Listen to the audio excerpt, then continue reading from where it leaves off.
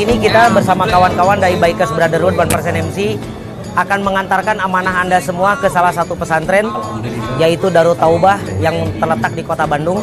Doakan semoga kita selamat, dan saya doakan semoga teman-teman yang mewakafkan tenaganya, mewakafkan hartanya, mendapatkan pahala yang berlipat ganda dari Allah Subhanahu wa Ta'ala.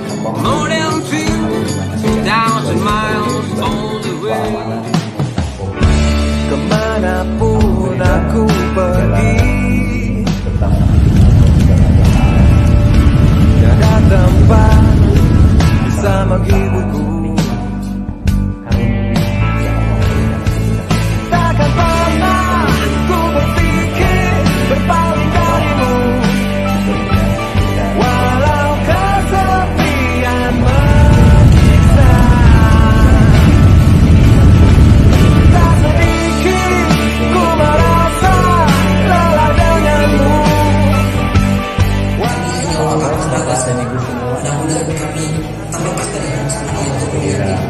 Orang-orang yang berpengaruh kita baikkan nantinya. Bapak-bapak sebelah kanan apa kabar? Yakin di antara sekian banyak ini besok lusa akan ada yang jadi orang-orang sukses. Kami semua atas nama santri Pondok Pesantren Darut Taubah mengucapkan terima kasih sebanyak-banyaknya. Allah yang membalas kebaikan antum semua. Kami menjadi saksi kebaikan antum di akhirat. Amin ya rabbal alamin. Yang aku tunggu, takkan pernah ku berpikir berpaling darimu, walau kesepian menyiksa.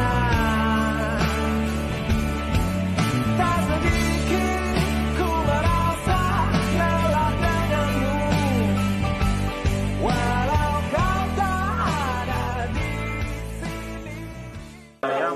Ya, ini distribusi daerah Ranca Jidang, Pada Bito. Bismillah.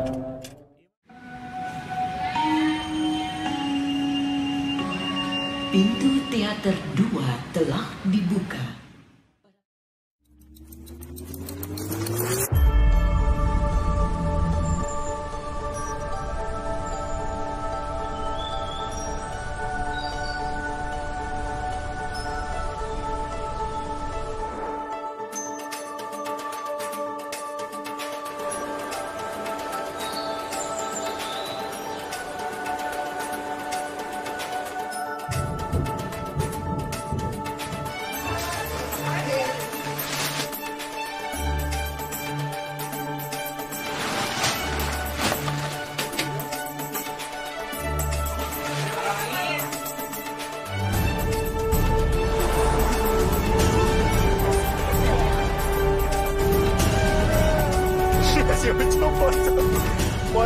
Bocor.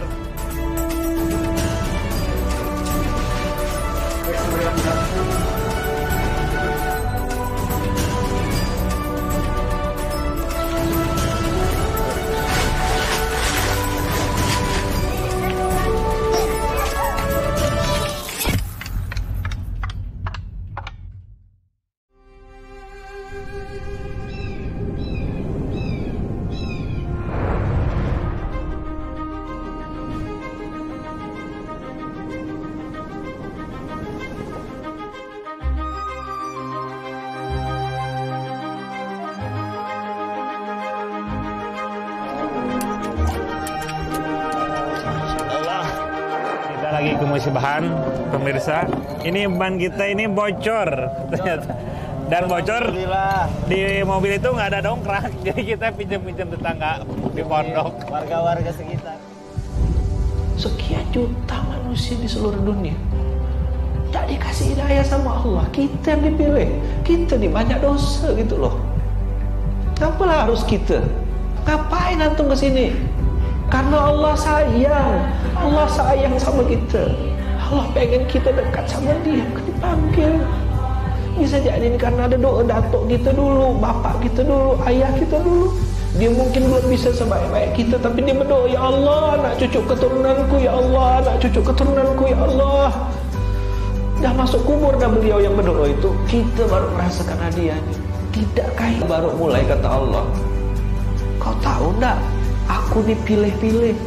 Kau tahu ndak ini ndak aku kasih ke sembarangan orang. Hatimu tuh bersih kata Allah. Hatimu tuh ada kebaikan. Maka aku datangkan kebaikan ini. Kau sambut ndak kata Allah. Saya sambut ya Allah. Makasih ya Allah. Saya datang ke masjid ya Allah. Saya baca Quran ya Allah. Saya sumbangkan harta saya ya Allah. Saya jaga mulut saya ya Allah. Tidak ngomong yang jelek-jelek. Saya jaga mata saya ya Allah. Saya jaga kemaluan saya untuk tidak berzina ya Rabb. Mahal kau demi Allah mahal. Allah sayang sama kita.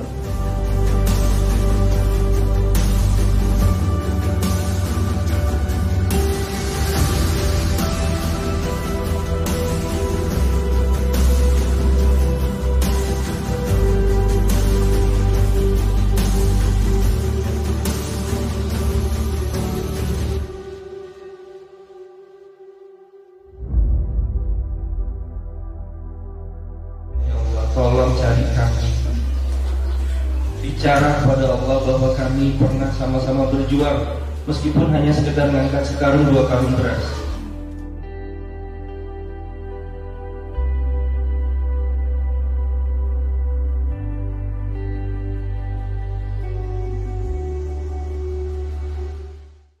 Assalamualaikum warahmatullahi wabarakatuh.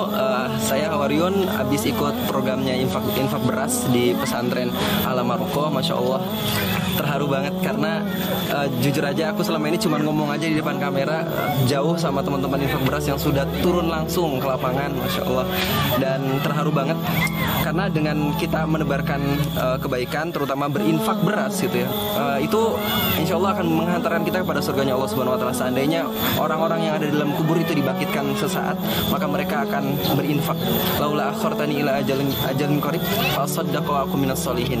Dan aku ngajak kepada teman-teman semua, yuk kita jadi orang tua asuh untuk para fakir miskin, yatim piatu, terutama para penghafal Quran, dengan cara komitmen dengan 25.000 per bulan. Insya Allah itu sudah menjadikan kita sebagai orang tua asuh bagi mereka. Mereka sangat membutuhkan, dan insya Allah ini akan menjadi amal jarih yang akan terus mengalir sampai kita mati. Jangan bosan jadi orang baik. Sampai jumpa di Baitullah. Assalamualaikum.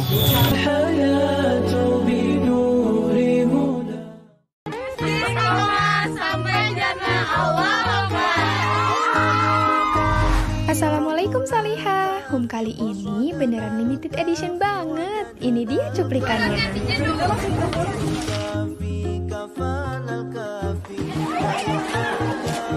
Siapa ini?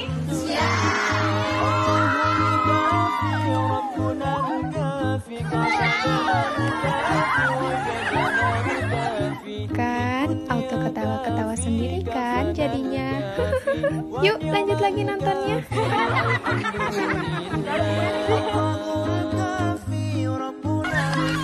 Seru.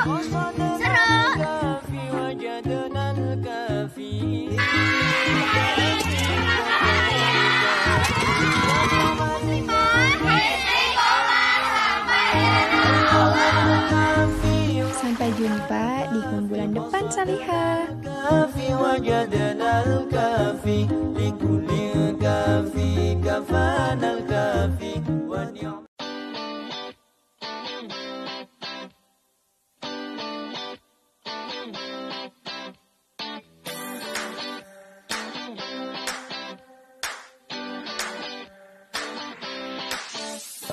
Assalamualaikum teman-teman.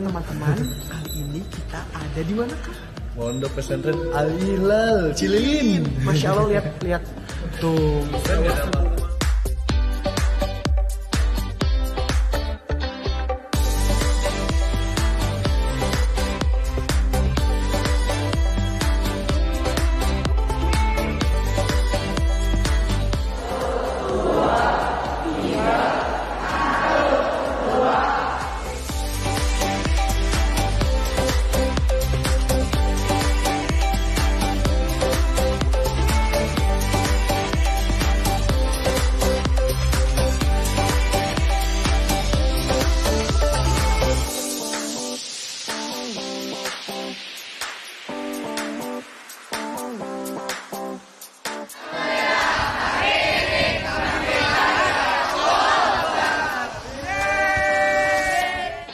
Alhamdulillah hari ini kami bahagia.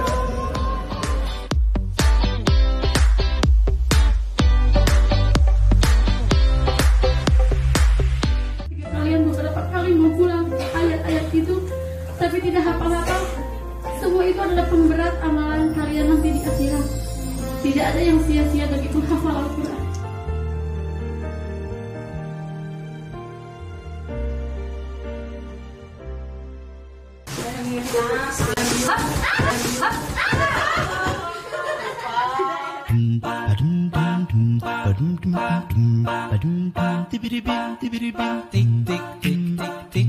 Jam dindingku berdetik mengantar pagiku yang ceria. Na na na na na, dan hatiku gembira. Sambut dengan sukacita. Yang ku tahu senyum itu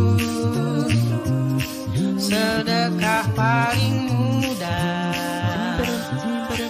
Yang ku tahu Ketika kalian susah dengan hafalan kalian, pahala menunggu kalian. Ketika kalian beberapa kali mengulang ayat-ayat itu, tapi tidak hafal-hafal, semua itu adalah pemberat amalan kalian nanti di akhirat. Tidak ada yang sia-sia bagi penghafal Al-Quran. Doa terbaik dari kami para asatidz. Jarum jam mulai terhenti, tak sudi untuk berdetik kembali. Terlihatku monokrom hitam putih, dibalut hamparan debu, hinakan indah memori.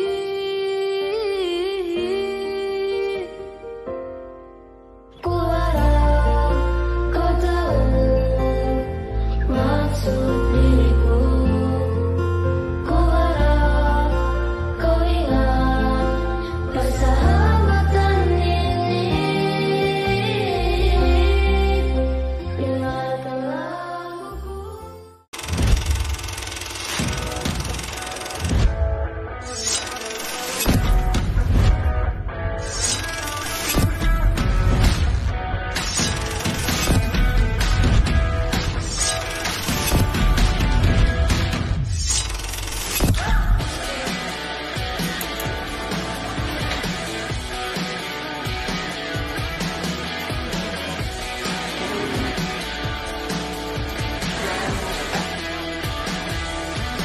Alhamdulillah, saya ucapkan banyak terima kasih. Mudah-mudahan Allah Subhanahu wa taala senantiasa memberikan keridhaan dari Allah Subhanahu wa taala karena sudah membantu sebagian para santri ini untuk menjadi seorang santri yang sangat ganteng, bukan hanya ganteng di luar akan tetapi dan juga di dalam, karena beliau ini sedang mencari ilmu agamanya Allah Subhanahu wa taala. Demikian dari saya, akhirul kalam. Wassalamualaikum warahmatullahi wabarakatuh.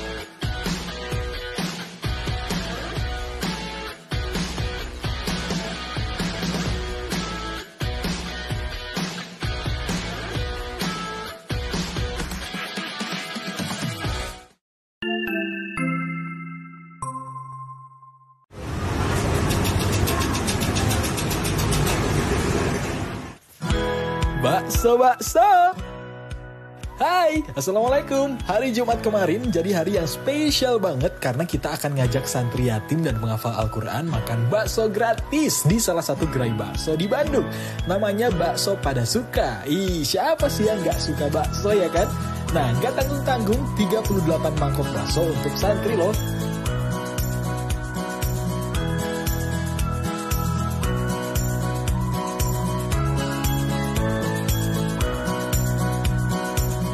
Masya Allah, terima kasih untuk orang tua asuh dan teman-teman Paskas Bandung yang sudah semangat dan tulus memuliakan sahabat yatim dan penghafal Al-Quran. Semoga jadi pahala amal soleh yang gak akan pernah putus sebagai bekal akhirat kita. Jangan bosan jadi orang baik, sampai ketemu di Jumat depan.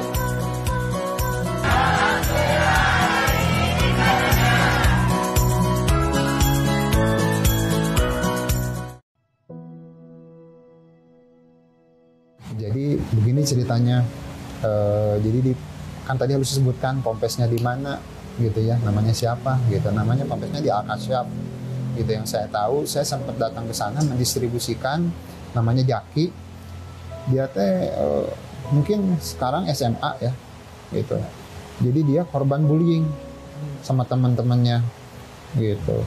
Jadi memang ada kekerasan juga, tapi bukan di pesantrennya, di lingkungan sebelumnya. Di lingkungan sebelumnya sampai dijeduk-jedukin kepalanya gitu. Sampai dia amnesia gitu.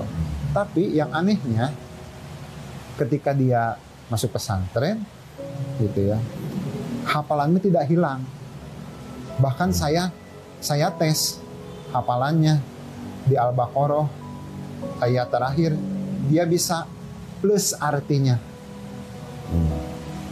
Tapi dia yang lain-lainnya lupa. Tapi kalau hafalannya dia nggak lupa.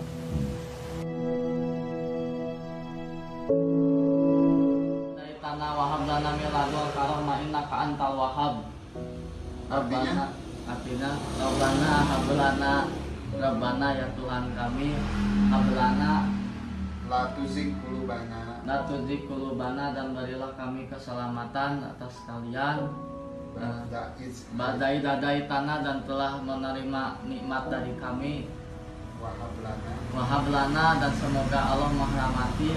Hablana min ladun karomah innaka antal wahab. Semoga Allah menjadikan orang-orang yang senantiasa dia orang yang gembira atau senantiasa orang yang memberi ampunan. Wahabun ampunan.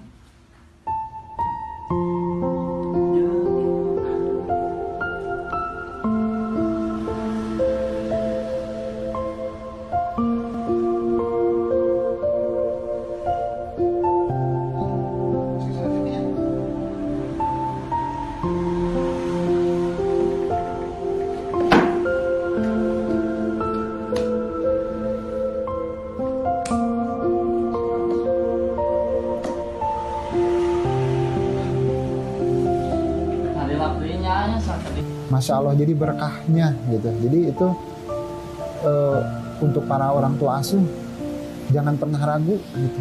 Kalau buat para penghafal Al-Quran anak yatim itu, Masya Allah gitu, akan kuat ingatannya gitu. Dan kalau saya sih tunggu saja keajaibannya gitu. Banyak surprise lah dari Allah. Banyak itu yang saya rasain di dunia ya, banyak surprise dari Allah yang tidak terpikir sebelumnya tuh. Gini gitu, alami ini ya, berkah.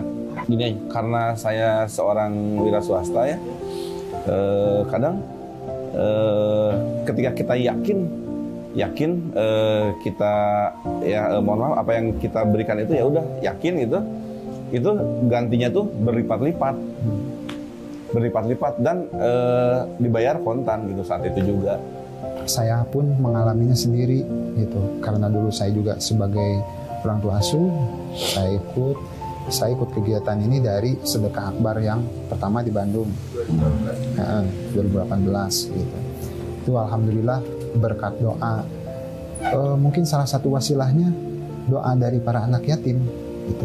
Alhamdulillah setelah saya menunggu 8 tahun pernikahan gitu, alhamdulillah saya dikaruniakan, diamanahkan satu anak gitu.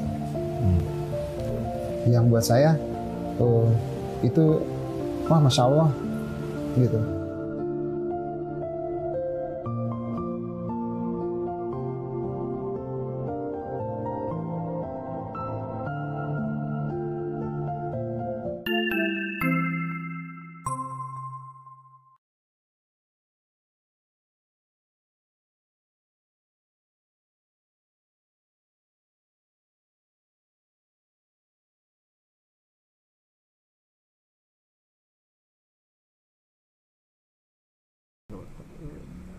Baru dijahit ke baik.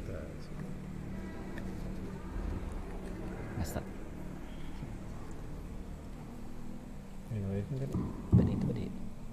Badi mana tes? Badi mana tes? Ngastak. Assalamualaikum warahmatullahi wabarakatuh. Banyak belum kompak ya. Di samping jadi salah empat, tapi itu kompak. Assalamualaikum warahmatullahi wabarakatuh. Waalaikumsalam warahmatullahi wabarakatuh. Yang jawab salam saya doakan masuk surga tanpa hisab. Amin ya Allah. Yang jawab salam saya doakan hidupnya berkah dunia akhirat. Amin. Yang jawab salam saya punya hutang, saya doakan hutangnya esok lusa lunas semuanya. Amin ya Allah. Yang amin berarti punya hutang. Alhamdulillahilladzi hadana li hadza wa ma kunna linahtadiya laula an hadana Allah. Laqad ja'at rusulun bil haqq wa qad a'tukum jannatu urithuma bima kuntum ta'malun. Asyhadu an la ilaha illallah wa la syarika lahu wa asyhadu anna Muhammadan abduhu wa rasuluhu alladzi la nabiyya ba'dahu. Allahumma shalli wa sallim ala habibina wa nabiyyina Muhammadin bi abdillah wa ala alihi wa sahbihi wa barik. Masya Allah kan wa malam yasha lam yakun wala hawla wala quwwata illa billah amma ba'd. Qala Allah Ta'ala fi kitabil karim wa biqawlihi yatadil muhtadin a'udzu billahi samil alim minasyaitonir rajim min hamzihi wa nafthihi wa nafsihi. Ya ayyuhalladzina amanu taqullaha haqqa tuqatih wa la tamutunna illa wa antum muslimun. Wa tazawwadu fa inna khairaz zadi taqwa wattaqun ya ulil albab. Tiada kata yang pantas kita ucapkan di momen kesempatan terbaik di haflah ilmiah kajian dan juga donasi kepedulian kepada sesama di momen kali ini di Masjid Al-Hasan Komplek Panyawangan Cileunyi, melainkan syukur kita kepada Allah Subhanahu wa taala. Syukur kita dikumpulkan di masjid ini yang kita yakin insyaallah baru hadirnya kita pun sudah banyak keutamaan kita dapatkan. Maka kita syukuri keutamaan-keutamaan yang hadir dalam kehidupan kita tadi sejak kita berangkat ke rumah ini. Datang kita ke masjid ini diawali dengan sholat berjamaah Isya. Itu adalah suatu keuntungan bagi kita. Apa keuntungannya? Rasulullah mengatakan dalam sebuah hadis, "Ma min abdin yakhruju min baitihi li baitin min buyutillah." Tidaklah seorang hamba keluar dari rumahnya menuju satu rumah dari sekian banyak rumah Allah, maksudnya masjid. La yukhrijuhu ila shalah. Tidak ada yang mengeluarkan dia kecuali salat. Illa kanat khutuwatuhu ihdahuma khuttas anhu khatayah wa ihdahuma turfa'u darajatah. Melainkan langkah kakinya itu akan dihitung dua hal. Yang pertama, khuttas anhu khatayah, akan berjatuhan darinya dosa-dosanya. Itu langkah yang pertama. Langkah yang kedua, wa ihdahuma turfa'u darajatah, akan diangkat tinggi derajatnya di sisi Allah. Apa hubungannya jatuhnya dosa dengan naiknya derajat di sisi Allah? Dosa adalah beban bagi jiwa kita. Makin banyak dosa dilakukan seseorang, makin berat beban jiwa seseorang. Makin berat beban jiwa seseorang, maka makin sumpek hidupnya, serasa banyak masalah, ya, sehingga sempit setiap hal yang dihadapinya. Maka ketika kita melangkahkan kaki menuju masjid Allah, Rasulullah SAW mengatakan berjatuhan dosa-dosanya. Ketika dosa menjadi beban jiwa berjatuhan, maka beban kita bebannya berkurang. Ketika beban jiwa berkurang, maka jiwa kita makin ringan. Ketika jiwa kita makin ringan, maka dia akan naik karena bebannya berkurang. Naik di sini artinya relevan dengan kemuliaan yang dilakukannya. Kemuliaannya di sisi Allah karena dia pergi melangkahkan kaki untuk menuju dan tidak ada yang mengeluarkannya kecuali sholat. Maka beruntung tadi kita bisa melaksanakan sholat Isya berjamaah. Yang kedua, kita melangkahkan kaki setelah melaksanakan masjid ini, setelah melaksanakan sholat, kita sambung dengan kajian majelis ilmu ini. Insyaallah kita niatkan menuntut ilmu. Ini pun menjadi keuntungan bagi kita. Apa keuntungannya? Rasulullah SAW menegaskan, "Man salaka tariqan yaltamisu fihi 'ilman sahalahu Allahu tariqan ilal jannah." Barang siapa yang menempuh jalan untuk menuntut ilmu, Allah mudahkan jalan baginya menuju surga. Ya, jadi ketika Bapak Ibu sekalian datang ke sini niat untuk beribadah, sholat berjamaah dan juga menuntut ilmu, artinya pahala yang kedua, keutamaan yang kedua adalah Allah mudahkan jalan kita menuju surga. Saya kira jaminan ini tidak ada bagi mereka yang berangkat ke mall. Ya, tadi ramai sekali di jalan, tapi ternyata yang ke masjid hanya sekian persen saja. Jalanan penuh, macet luar biasa. Tapi entah berapa persen yang hadir ke majelis ilmu. Ya, Bapak Ibu rahmati Allah Subhanahu wa taala, itu keuntungan yang kedua. Keuntungan yang ketiga, Rasulullah SAW menegaskan bahwa ketika kita kumpul di majelis ilmu ini, rahmat Allah akan melingkupi kita. Apalagi yang ceramahnya Rahmat Baikuni ya, sama-sama rahmatnya. Tapi Rahmat Baikuni ini belum tentu jaminan, kecuali jika hadir dalam majelis ilmu seperti ini. Dan yang keempat, para malaikat bersolawat bagi mereka yang hadir dalam majelis ilmu sampai kembali ke rumahnya. Salawat malaikat adalah permohonan ampun kepada Allah untuk dosa-dosa orang yang hadir dalam majelis ilmu. Jadi Bapak Ibu yang hadir di sini, para malaikat sedang mendoakan kita, ya Allah, ampunilah dosa mereka yang hadir dalam majelis ilmu itu. Dan setahu saya malaikat ketika berdoa tidak pernah tidak diijabah. Yang keduanya, semua malaikat berdoanya, tidak sebagian. Dan malaikat tidak tahu berapa kita jumlahnya. Masya Allah, kita tidak tahu berapa jumlah malaikat. Dan jangan dikira langit kosong, sepi, tidak. Rasulullah pernah mendapati tidak ada ruang sejengkal pun di langit yang tidak ada malaikatnya. Artinya malaikat yang jumlahnya kita tidak tahu mendoakan kita agar Allah mengampuni dosa kita. Dan Allah pasti mengampunkan. Kata doa malaikat tidak pernah tidak dijawab. Dan yang terakhir, para penghuni lautan. Mereka bersolawat juga untuk mereka yang berada di majelis ilmu sampai kembali ke rumahnya. Nah, ini Bapak Ibu sekalian rahmati Allah, salah satu keuntungan bagi kita menghadiri majelis ilmu. Mudah-mudahan semua keuntungan dan keutamaan ini diberikan Allah kepada Bapak Ibu sekalian yang sama-sama hadir di sini. Amin ya rabbal alamin.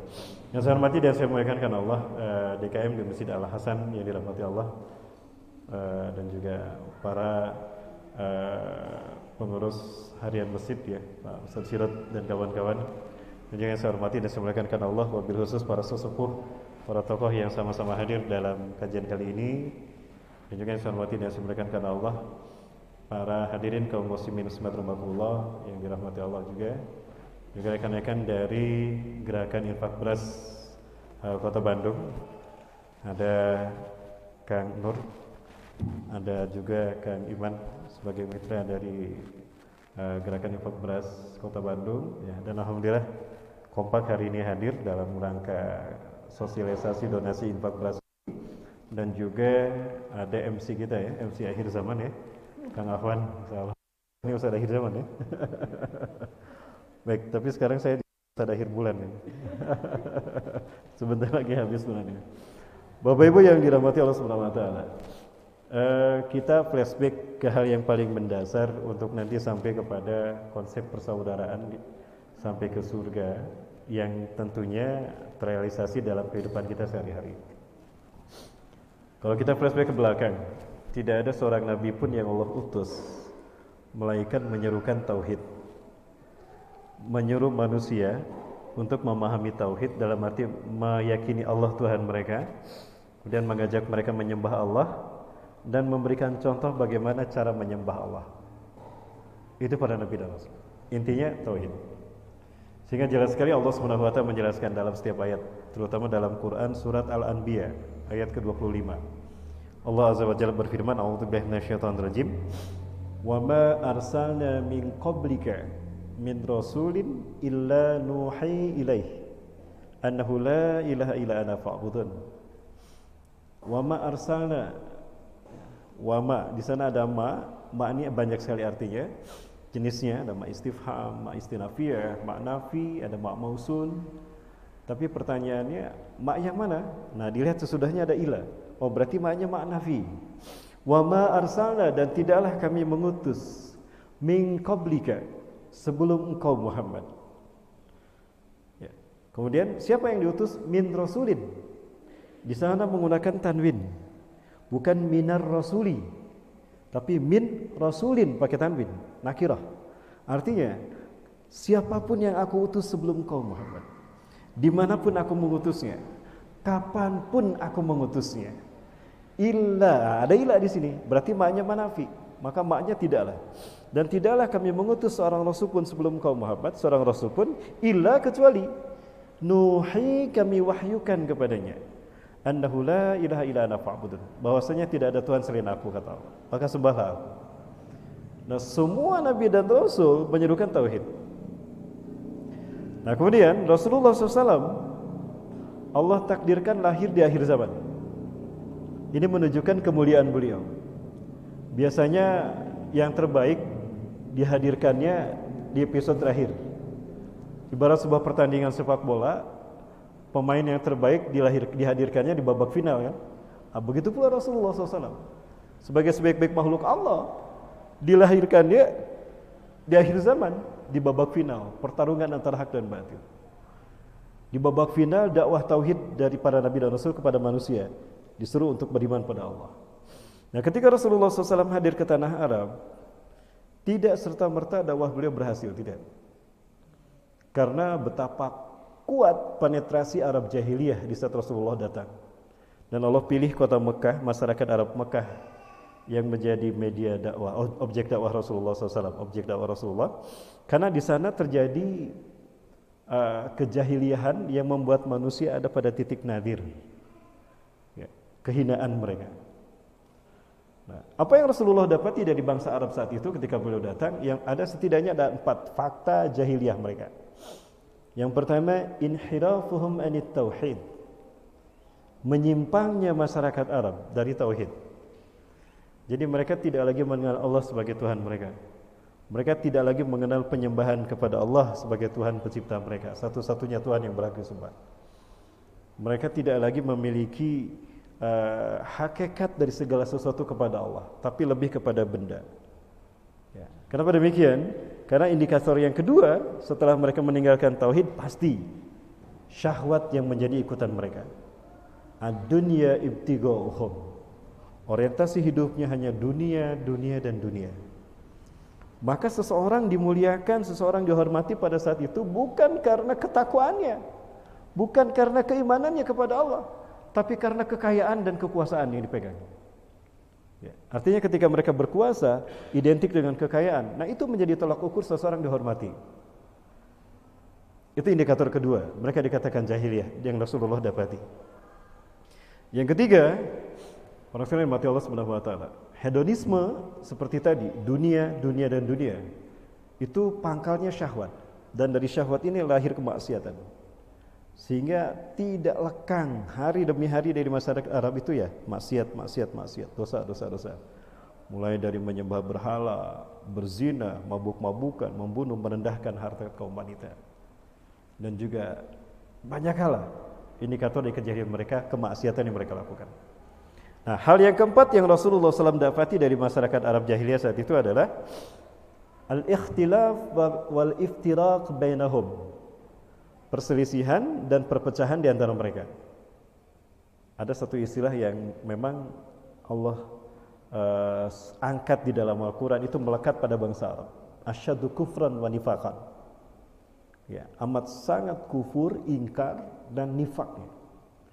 Dan bangsa Arab saat itu berani berperang demi gengsi, kemuliaan diri ataupun kabilah, walaupun hanya karena masalah yang sepele. Ya, bisyai'in tafiyah yakhtalifu wa yaftariku wa akhiran yaktatilu bainakum yuqatiluna bainahum. Ya, hanya karena masalah sepele mereka berselisih, berpecah belah, lalu berperang hanya karena masalah sepele. Nah, itu 4 indikator mereka dikatakan jahiliyah. Inhirafuhum anit tauhid, menyimpangnya mereka dari tauhid. Dunya ibtighauhum, dunia menjadi orientasi hidup mereka, hedonis.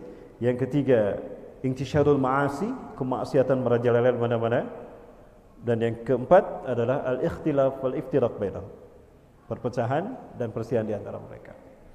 Maka ketika Rasulullah SAW hadir ke sana, cuma satu yang Allah bekali pada beliau, Al-Quran. Bagaimana Al-Quran beliau fahami, lalu beliau yakini, kemudian beliau wujudkan dalam perilaku hidup beliau sehari-hari, lalu ditularkan kepada para sahabat. Itu yang terjadi, yang Rasulullah lakukan. Dan itu luar biasa. 13 tahun kemudian muncullah syahsiyah-syahsiyah Islamiyah. para muwahhid, individu-individu yang bertauhid. Ada Abu Bakar, ada Siti Khadijah, ada Abu Bakar, ada Ali, ada Utsman, ada Umar bin Khattab, ada Abdullah bin Amr bin As, ada Bilal bin Rabah, terus nambah as-sabiqun al-awwal. Ya. Rasulullah mampu mencabut sampai ke akar-akarnya penetrasi jahiliyah yang ada pada sahabat-sahabat as-sabiqun al-awwalun.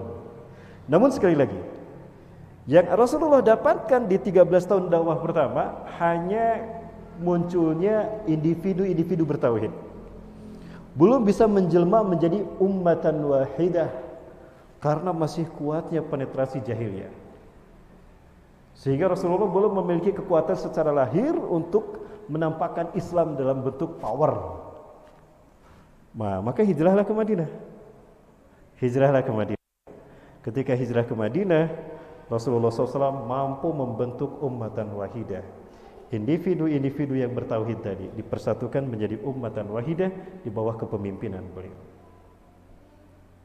Alhamdulillah yang batas subhanahu wa ta'ala. Ketika beliau sampai ke Madinah, beliau berkata, "Ya Rabb, inna hadzal amra qad wukilta ila abina Ibrahim alaihissalam." Ya Allah, dakwah tauhid ini dulu pernah kau berikan pada Ibrahim dan kau berikan Mekah sebagai titik tolak dakwahnya. Lalu kau berkahi Mekah untuk Ibrahim. Hari ini beban dakwah tauhid ini kau berikan padaku ya Allah. Maka aku meminta sebagaimana permintaan Ibrahim, sebagaimana yang kau berikan pada Ibrahim. Berkahi setiap jengkal tanah Madinah ini ya Allah. Berkahi setiap sok gandum, kurma, ya, gandum Mekah, Madinahnya ya Allah. Sebagaimana kau berikan berkah ini untuk Nabi Ibrahim. Subhanallah, semua yang Rasulullah minta Allah kabulkan. Maka dalam waktu singkat Madinah menjadi pusat peradaban pada saat itu. Maka jadilah Madinah sebagai titik tolak dakwah Rasulullah SAW. Bapak Ibu yang dirahmati Allah Subhanahu wa taala, dengan dakwah tauhid Rasulullah SAW berhasil tersingkaplah semua penetrasi jahiliyah di dunia. Bahkan akhirnya Islam sampai ke Indonesia. Jangan salah iwafillah.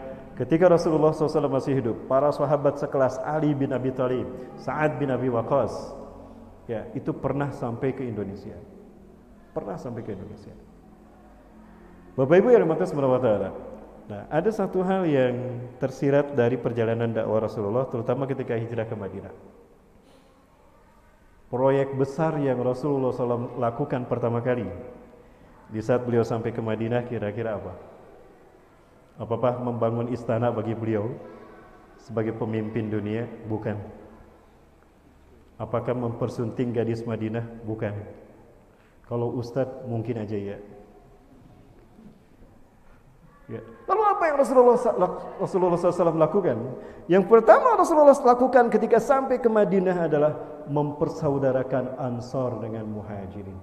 Ta'akhwain, persaudaraan. Membentuk, itulah langkah awal membentuk masyarakat tauhid di muka bumi. Langkah awal membentuk masyarakat madani, masyarakat wahyu. Di Madinah Rasulullah hanya mampu membentuk individu-individu bertauhid. Tidak bisa dipersatukan dalam ummatan wahidah, dalam satu jamaah imamah. Tapi ketika hadir di Madinah, maka Rasulullah mempersatukan mereka yang telah terbentuk dengan tauhid tadi. Karena ketika Rasulullah hadir ke Madinah, Madinah sudah siap menerima kehadiran Rasulullah sebagai Nabi dan Rasulullah. Sebelum beliau pergi ke Madinah, beliau sudah Mus'ab bin Umair, seorang pemuda usia 22 tahun, tampan, perlentek, necis, kaya raya, idola gadis Mekah, saking tampannya, wangi, harum, kaya raya, baru sekalian, cerdas. Tapi beliau tinggalkan itu semua demi Allah, Rasul dan jihad fisabilillah. Dan luar biasa, dakwahnya Mus'ab bin Umair mampu melahirkan kaum Ansar dalam jumlah lebih besar daripada Muhajirin. Lebih besar daripada Muhajirin. Bahkan pengaruh Yahudi yang ada di sana, Bani Nadir, Qainuqa, Bani Quraizah, nyaris tidak berarti apapun ketika Islam hadir di kota Madinah. Maka Madinah yang tadinya bernama Yasrib, gelap gulita, berubah menjadi Madinatul Munawwarah, kota yang terang benderang dengan cahaya Islam. Nah, yang Rasulullah lakukan pertama kali, mempersaudarakan Ansar dengan Muhajirin. Persaudaraan. Dari persaudaraan inilah dimulai upaya membangun peradaban. Kenapa harus persaudaraan? Karena bukti iman adalah bersaudara. Jangan harap dikatakan beriman kalau kita tidak bersaudara. Maka tidak salah kalau di dalam Al-Quran Allah menggunakan adatu hasrin innama. Dalam Quran surat Al-Hujurat ayat ke-10, Allah mengaitkan antara persaudaraan sebagai indikator ada tidaknya iman pada diri kita. Di dalam ayat ini Allah Azza wa Jalla mengatakan, A'udzubillahi minasyaitonir rajim. Innamal mu'minuna ikhwatan. Hanyalah orang beriman itu bersaudara. Menggunakan inama. Ya, al-ayah. Pada mulai mati Allah Subhanahu wa taala, kenapa diawali dengan inama? Artinya mau tidak mau harus begitu. Itu fungsi inama. Dua hal yang besar, kompleks, ketika dihubungkan dengan inama menjadi simpel luar biasa, tapi dalam maknanya. Sehingga para ulama ahli tafsir, salah satunya Al-Hafiz Imam Ibnu Katsir rahimahullah, ketika menafsirkan ayat ini mengatakan, "Idza intahatil ukhuwah, intahal iman." Ketika persaudaraan di antara kita orang beriman hilang, maka hilang pula yang namanya iman kita. Artinya, jika mengaku beriman wajib bersaudara. Jika tidak mau bersaudara, bahkan gengsi bersaudara, karena beda pemahaman, beda madhab, beda pemimpin, atau beda pendapat, atau mungkin beda pendapatan. Yang paling banyak membuat kita terpecah beda pendapat apa beda pendapatan? Apa Bu? Wah, itu hafal tuh ibu-ibu. Luar biasa. Sehingga nggak mau yang pertama digabung dengan yang kedua, apalagi yang ketiga yang keempat ya, karena beda pendapatan, gitu Bu ya. Oh iya Bu. Bapak Ibu yang dirahmati Subhanahu wa taala, itu luar biasa ayat yang tadi. Sehingga Allah sekali lagi mengatakan innamal mu'minuna ikhwah tadi. Artinya jika dia mau dikatakan beriman demi menyelamatkan iman kita wajib bersaudara. Maka ketika persaudaraan kita putus, idza intahatil ukhuwah, intahal iman, selesai pula iman kita, hilang pula iman kita. Bapak Ibu yang dirahmati Subhanahu wa taala, hari ini kalau kita mau jujur, kita mau mereorientasi visi kita tentang umat Islam hari ini. Dari 4 indikator jahiliyah yang Rasulullah dapati dari masyarakat Arab Mekah saat itu, mana yang tidak terjadi hari ini? Jamaah, oi jamaah, kemana itu? Bapak Ibu masih ada? Kayaknya sudah pada ngantuk ya. Betul, ternyata dalam pengajian di malam hari itu ada 2 hal ya Pak Sirot ya, yang terjadi antara ngalenyapan dengan ngalenyepan Bapak Ibu. Ya, coba apa bedanya ngalenyapan dengan ngalenyepan? Kalau ngalenyepan itu keluar air dari mata karena menghayati, paham? Maka keluar air dari mata. Tapi kalau ngalenyapan keluar air dari sini. Kamu bari nyaran deh mah gitu. Bapak Ibu masih ada? Ya. Dari 4 indikator jahiliyah tadi Bapak Ibu, mana yang tidak ada hari ini? Termasuk pada kehidupan umat Islam secara global. Wabil khusus di Indonesia. Inhirafuhum anit tauhid. Manusia menyimpang dari tauhid. Terjadi tidak? Ketika berpecah belah, apakah tauhid kita masih utuh? Tidak. Karena beda madhab, beda faham, beda ustad, beda nama haroka, gengsi untuk bersatu. Syirik. Quran surat Ar-Rum ayat ke-30. A'udzubillahi minasyaitonir rajim. Bukan 30, 31 32. Munibina ilaihi wattaqu wa aqimus shalah wa la takunu minal musyrikin. Munibina ilaihi, selalu bertaubat kepada Allah. Munib isim fa'il, artinya kontinu, bukan hanya sekali. Selalu bertobat setiap saat kepada Allah. Wattaqu, dan bertakwa kepada Allah. Mentaati, tidak memaksiati, mengingat tidak lupa, bersyukur tidak kufur. Itu takwa yang hakikatu qalbi. Wa aqimus shalah, dan selalu mendirikan salat. Salat adalah parameter tauhid. Makanya salat menjadi rukun Islam yang kedua setelah syahadat. Karena semua gerakan salat adalah konfigurasi tauhid secara berdasar. Suatu saat kita bedah, betulkah salat adalah konfigurasi tauhid, ukuran tauhid seseorang? Saya butuh 2 jam untuk membedah itu. Tapi Allah sebutkan 3 hal yang paling prinsip. Dengan selalu bertobat kepada Allah, bertakwa kepada Allah, dan mendirikan salat. Itu cara kita menjaga fitrah kita. Ar-Rum ayat 30 sebelumnya. Tapi di akhir ayat Allah menegaskan wala takunu minal musyrikin. Dan janganlah kamu termasuk orang-orang musyrik. Loh, kan sudah tobat, kan sudah takwa, kan sudah sholat, kok masih dilarang jangan musyrik? Ya, pemahaman katanya bagaimana Bapak Ibu sekalian? Sekali lagi Bapak Ibu, ayat yang ke-30 menyebutkan fitrah kita Islam. Ayat yang ke-31, cara Allah menyebutkan cara kita agar mempertahankan fitrah kita Islam. Bertobat kepada Allah, selalu bertobat pada Allah, bertakwa kepada Allah, dan juga mendirikan salat. Tapi kenapa di akhir ayat wala takunu minal musyrikin, dan jangan kamu termasuk orang-orang musyrik? Seolah-olah taubat kita, takwa kita, salat kita belum cukup untuk menjauhkan kita dari musyrik. Betul? Seolah-olah walaupun sudah tobat, rajin tobat, giat bertakwa dan istiqomah dengan salat, belum tentu selamat dari kemusyrikan. Oh, betulkah begitu? Betul. Kalau begitu, kemusyrikan macam apa yang bisa dilakukan oleh orang yang rajin bertobat, takwa bahkan, dan istiqomah salat? Kemusyrikan macam apa? Tentu bukan kemusyrikan menyembah selain Allah. Terkait dengan persaudaraan. Minal ladina farraqu dinahum. Lihat Bapak Ibu, ayat 32-nya. Minal ladina farraqu. Ra-nya ditasydid. Ra-nya ditasydid. Bukan bukan farraqu, tapi farraqu. Maksudnya apa? Kalau tanpa ra, kalau tanpa tasydid, farraqa, belah jadi 2. Tapi kalau farraqa berapa? Musyrik yang Allah maksudkan, yang bisa menimpa orang yang istiqomah, rajin bertobat, takwa dan salat, adalah kemusyrikan dalam bentuk perpecahan dalam beragama, hilangnya persaudaraan dalam mengamalkan Islam.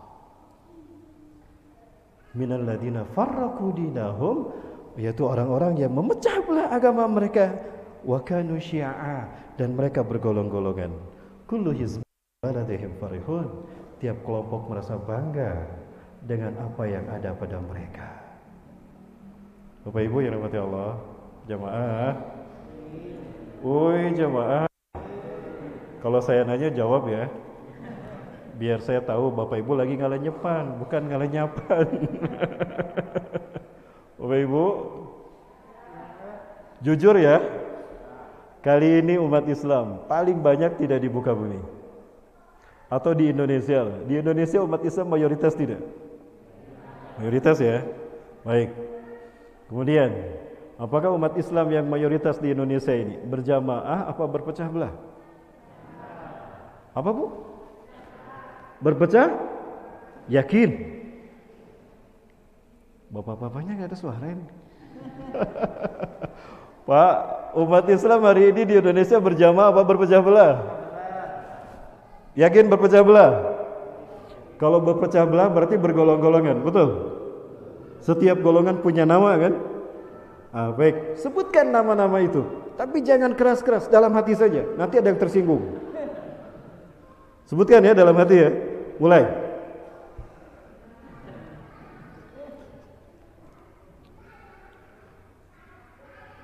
Sudah? Sudah Bapak Ibu? Sudah. Berapa banyak? Banyak. 10 ada 10? Oh lebih. Lebih dari 10? Yakin? Masing-masing punya nama ada 10 ya? Lebih dari 10. Baik. Sekarang ucapkan dengan keras biar semuanya mendengar. Kalau perlu saya kasih mic. Sebutkan satu saja dari nama itu yang ada di zaman Rasulullah dan para sahabat. Sebutkan nama golongan yang Bapak Ibu sebutkan tadi, yang ada di zaman Rasulullah dan para sahabat. Ada? Satu saja. Ada. Tidak ada. Lalu kenapa sekarang harus ada? Kenapa sekarang harus ada? Ini bentuk perpecahan dalam beragama. Dan itu musyrik. Kalau musyrik, apakah imannya bisa dipertaruhkan? Kembali, persaudaraan itu menentukan kualitas iman kita. Persaudaraan menentukan ada tidaknya iman kita. Jangan mengaku muslim, jangan mengaku mukmin kalau berpecah belah dan bergolong-golongan. Betul Ustaz, berpecah belah dan bergolong-golongan, lalu punya nama, itu dikatakan musyrik? Tadi, wala takunu minal musyrikin minal ladzina farraqu dinahum wa kanu syi'a. Kullu hizbin bima ladayhim farihun. Tiap golongan merasa bangga dengan apa yang ada pada mereka, bangga dengan lambangnya, bangga dengan pemimpinnya, bangga dengan jumlah pengikutnya yang banyak. Jemaah, terjadi tidak itu hari ini? Di tengah kita umat Islam? Nah, inilah yang membuat kita tertinggal. Ini merupakan sebab yang paling penting kenapa umat Islam terbelakang hari ini. Betapapun kita mayoritas, karena kita berpecah belah, tidak bersaudara. Bapak Ibu bisa diikuti ya? Baik. Kemudian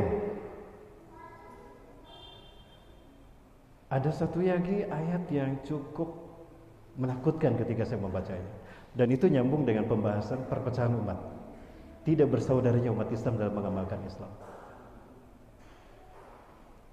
Di dalam Quran surat Yusuf ayat ke-40, surat ke-12 ayat ke-40, Allah Azza wa Jalla mengatakan, berfirman, A'udzubillahi minasyaitonirrajim, ma ta'buduna min dunihi illa asma'an. Ma ta'buduna min duni, tidak ada yang kalian sembah selain Allah, illa asma'an, kecuali nama-nama. Samaitumuha antum wa abaukum, yang diberi nama itu dibuat oleh kalian dan oleh nenek moyang kalian dulu. Tidak ada yang disembah selain Allah kecuali nama-nama yang kalian buat sendiri atau dibuat oleh bapak-bapak kalian. Wa ma anzalallahu biha min sultan, dan Allah tidak menurunkan perintah satu pun untuk membuat perihal nama-nama tadi. Tadi saya tanyakan, ada tidak satu saja nama di zaman Rasulullah SAW dan para sahabat? Tidak ada. Lalu kenapa sekarang harus ada nama? Bukankah nama kita Muslim dari dulu sampai sekarang? Quran surat Al-Hajj ayat ke-22, ayat ke-78. Huwa sammakumul muslimuna min qablu wa fi hada. Dialah Allah yang telah menamai kamu muslim dari dulu sampai sekarang. Bapak Ibu rahmati subhanahu wa taala. Inilah hilangnya persaudaraan di antara umat Islam. Ketika persaudaraan dan kita terjebak kepada kemusyrikan dalam bentuk perpecahan umat, masing-masing punya nama. Dan dahsyatnya Allah menyebutkan mereka menyembah nama itu. Tidak ada yang mereka sembah selain Allah kecuali nama-nama itu. Pertanyaannya, bagaimana dikatakan menyembah nama? Dibikin pelangnya besar, lalu ditulis hurufnya dengan tulisan huruf yang bagus, lalu ruku sujud menyembah pelang tadi? Tidak.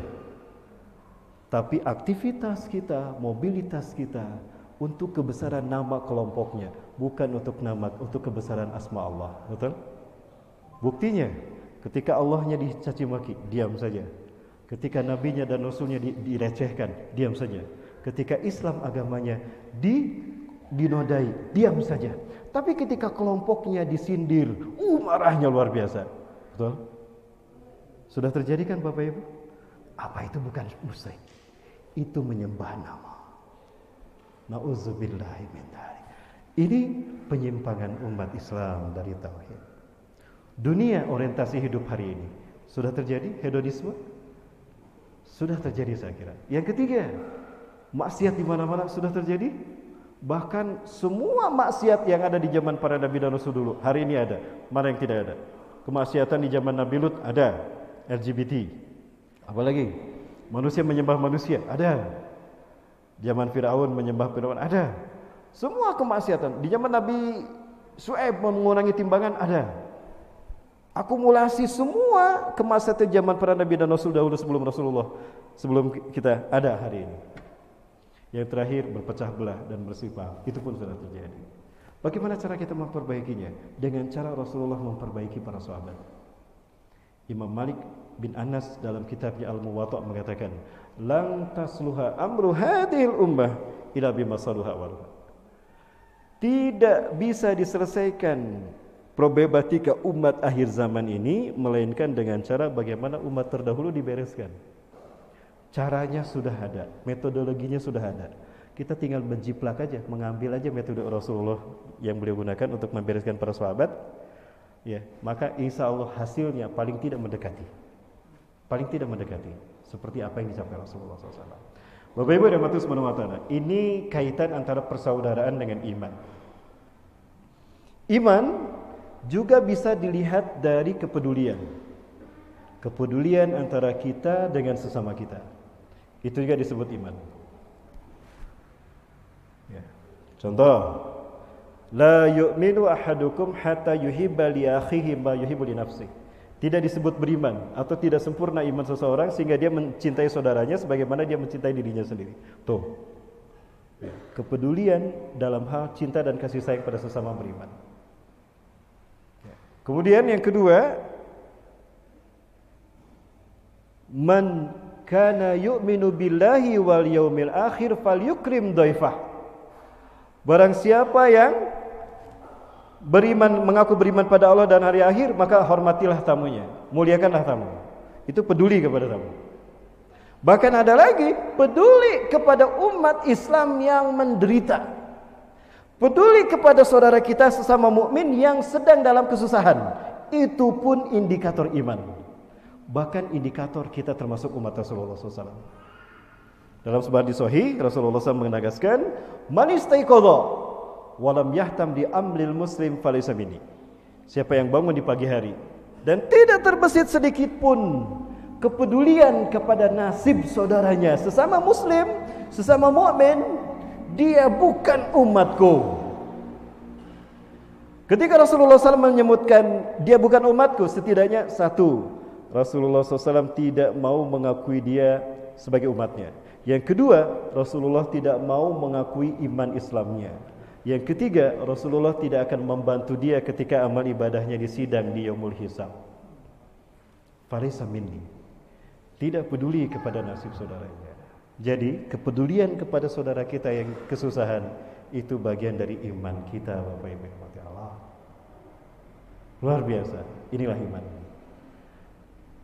Baik persaudaraan, baik kepedulian, itu merupakan wujud adanya iman dalam diri kita. Dan iman, walaupun wujudnya hanya sebesar biji zarah, Allah menghargainya dengan harga yang dahsyat. Bapak Ibu, sekali lagi, persaudaraan, kepedulian adalah bagian dari perwujudan iman. Dan iman, walaupun wujudnya hanya sebesar biji sawi, Allah masih menilainya. Innallaha la yudhi'u ajral mu'minin. Allah tidak akan menyia-nyiakan pahala orang beriman sekalipun imannya sebesar biji zarah. Seperti apa Allah menilai iman seseorang yang hanya sebesar biji zarah? Bapak Ibu dan Matius subhanahu wa ta'ala, orang yang imannya sebesar biji zarah adalah orang yang terakhir masuk surga. Ini cara Allah, gambaran Allah menilai orang yang imannya sebesar biji zarah. Seperti apa Allah menilai orang yang imannya sebesar biji zarah? Baik, inilah nilai iman sebesar biji zarah. Suatu hari Rasulullah SAW bercerita, ada orang yang paling terakhir diselamatkan dari neraka, dan dia paling terakhir, otomatis dia paling terakhir masuk surga. Setiap ahli surga akan dimandikan di Nahrul Haya, sungai kehidupan. Karena ketika dia gosong dibakar di neraka, maka harus ada yang membersihkannya. Cara dibersihkannya, disuruh mandi di Nahrul Haya, sungai kehidupan.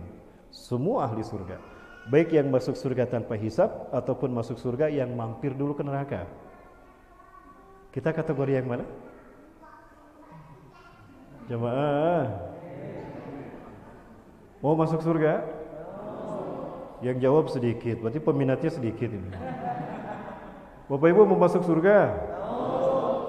Bu, mau masuk surga, Bu? Mau langsung atau mau mampir dulu ke neraka, Bu? Punya apa, Bu? Mau masuk surga langsung, Bu? Bu?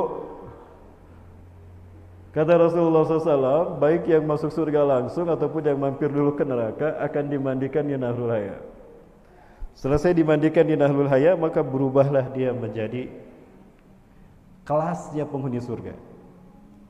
Ya, dia akan berubah wajahnya secantik dan setampan amal ibadahnya. Kepada orang yang paling terakhir masuk surga atau paling terakhir diselamatkan dari neraka, Allah berfirman, idhab watlub makanaka fil jannah. Pergi kamu, cari tempatmu di surga. Labbaika wa sa'daika ya Rabb, kullu khairin biyadik. Itu jawaban malaikat ataupun siapapun yang diperintahkan Allah Subhanahu wa taala. Maka dengan penuh percaya diri, dia cari tempatnya di surga Firdaus, surga paling tinggi, padahal imannya cuma sebesar biji sawi. Pede dia, surganya Firdaus. Ketika naik ke surga Firdaus, dia tidak mendapati namanya. Lalu dia mengatakan, oh berarti saya bukan ahli surga Firdaus. Turun ke surga Aden. Dia cari semua nama di surga Aden, tidak ada. Turun ke Jannatun Naim pun tidak ada. Di Jannatul Mawa tidak ada. Darussalam tidak ada. Darul Maqamah tidak ada. Bahkan di Baitul Ma'mur pun tidak ada namanya tertulis. Artinya dia tidak tercatat namanya di semua tingkatan surga. Artinya nasibnya belum jelas. Ketika imannya sebesar biji sawi. Balik lagi dia sambil menangis, ya Rabb, qad tamalatil jannah. Ya Allah, surga sudah penuh ya Allah. Di mana tempat saya? Idhab watlub hasanan. Pergi kamu, cari yang benar. Ya Allah, maka saya harus bolak-balik. Saya pakai motor Beat ya Allah. Biar aku kudu bolak-balik di Firdaus ke Baitul Ma'mur. 3 kali bolak-balik dia tidak menemukan namanya tercantum di para penghuni surga. Baik surga Firdaus hatta sampai Baitul Ma'mur. Lalu dia mengatakan sambil pegang baju, ya Allah, enggak apa-apa deh, di emper surga juga daripada kudu balik lagi ke neraka, mas saya enggak mau. Lalu apa kata Allah Azza wa Jalla? Ya fulan, ya abdi, ya habibi, inni a'adatu laka makanan fil jannah khairuna isruna di'fam minad dunya wa ma fiha. Dalam satu riwayat 20 kali. Hai hambaku, sesungguhnya aku menyediakan bagimu satu tempat di surga. Keindahannya 20 kali lipat dari keindahan dunia dan segala isinya. Itulah nilai iman sebesar biji sawi. Iman walaupun sebesar biji sawi, itu nilainya adalah 20 kali lipat daripada dunia dan segala isinya. Dahsyat. Itulah akhirat. Abu Bakar faham tentang itu. Maka beliau maksimal dalam beramal, termasuk dalam bersedekah. Abu Bakar. Bahkan setiap ada momen untuk melakukan amal soleh, Abu Bakar selalu menjadi orang pertama. Sehingga wajar kalau Abu Bakar, Rasulullah SAW sabdakan, dipanggil dari semua pintu surga. Ya, Abu Bakar. Semua pintu surga memanggil nama Abu Bakar. Pertanyaannya, kita dipanggil dari pintu mana? Jamaah yang percaya diri. Insya Allah saya yakin Bapak Ibu yakin. Harus yakin Bapak Ibu. Kita dipanggil dari pintu mana? Katanya mau masuk surga langsung tanpa hisab. Abu Bakar, kenapa dipanggil dari semua pintu surga? Kualitas iman bukan lagi sebesar biji sawi. Bayangkan, yang sebesar biji sawi nilainya adalah 20 kali lipat keindahan dunia dan segala isinya. Abu Bakar.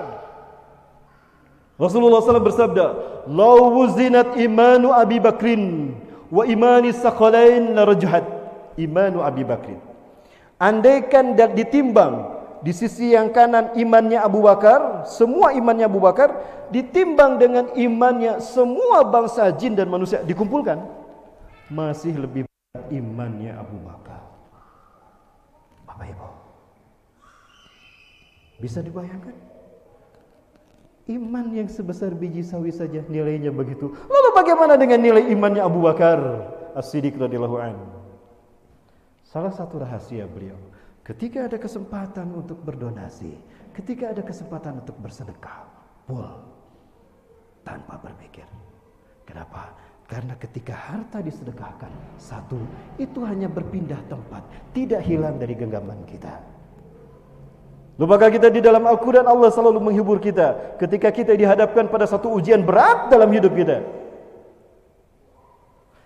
وَلَا تَخَافُوا وَلَا تَحْزَنُوا وَأَنْتُمُ الْأَعْلَوُونَ إِن كُنتُم مُّؤْمِنِينَ. Jangan kamu merasa takut dan merasa sedih. Takut dan sedih itu ujian bagi iman kita. Takut adalah sesuatu yang tidak kita sukai, yang akan terjadi, belum terjadi. Sesuatu yang kita takuti tapi belum terjadi, itu takut. Sedih adalah sesuatu yang tidak kita sukai dan itu sudah terjadi.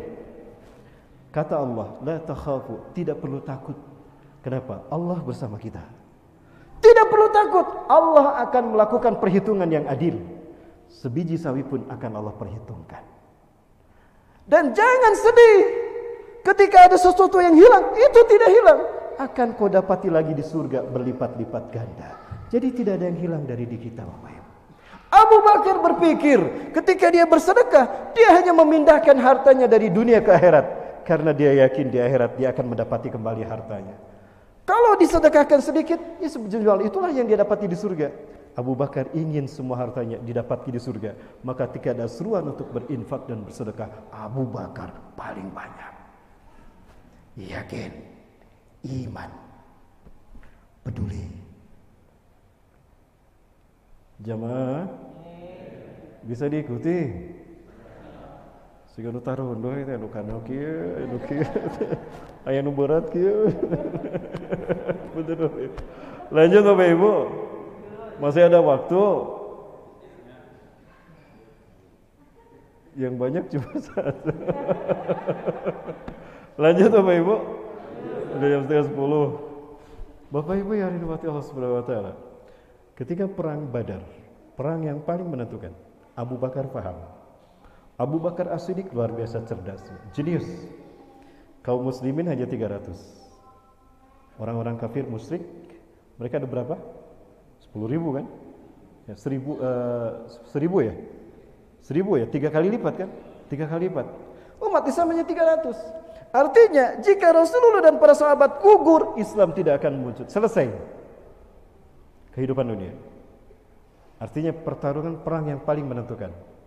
Abu Bakar berpikir investasi harta dalam jihad itu pahalanya besar.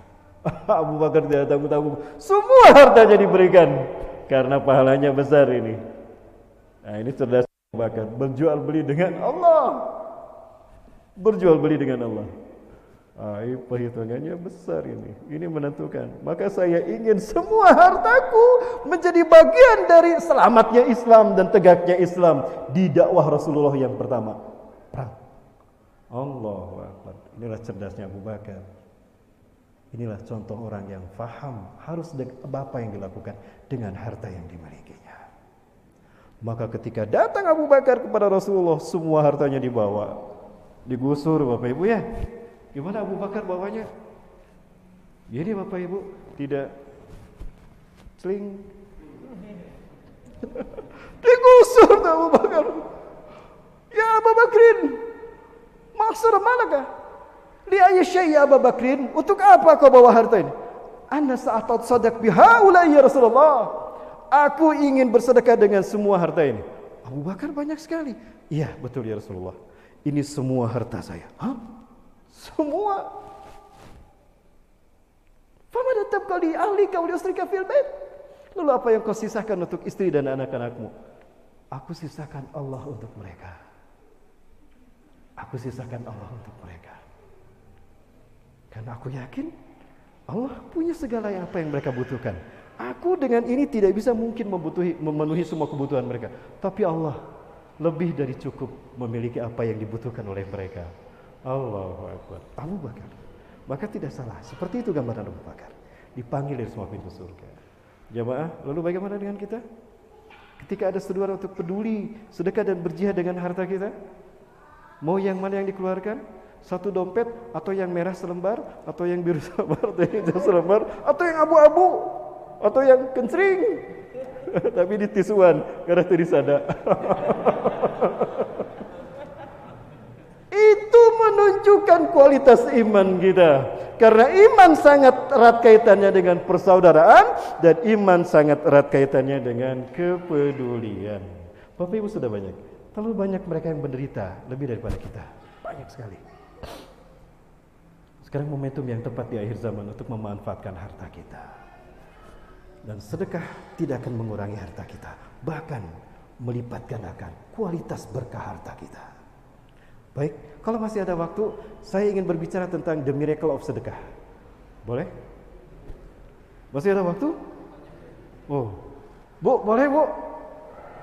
Boleh, alhamdulillah. Makasih Bu. Bu baik sekali Bu.